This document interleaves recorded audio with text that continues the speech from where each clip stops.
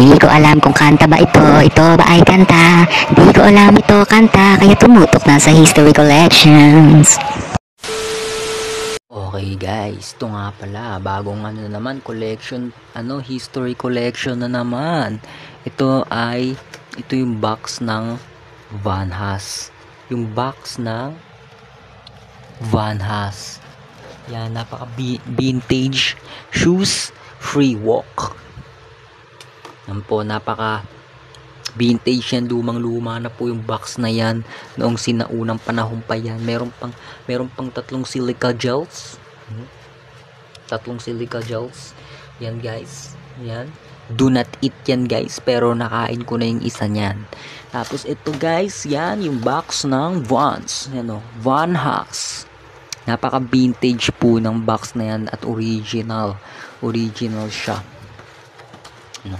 Van Haas. Oh yes, size 44s. Yan. At yan po, yan po. Kahit inspection ninyo pa po, original po yan, galing pang sinaunang panahon. Yan, kita nyo po, panahon pa yan ng Chinese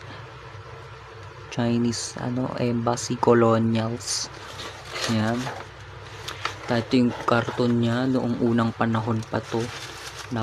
Sobrang nito talaga, antique, and sobrang may sentimental values at napakalaking halaga po nito kapag binenta.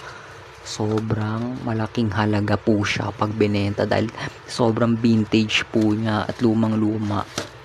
Panahon pa ng Chinese occupancy. Yan. Napakaluma, tignan nyo po.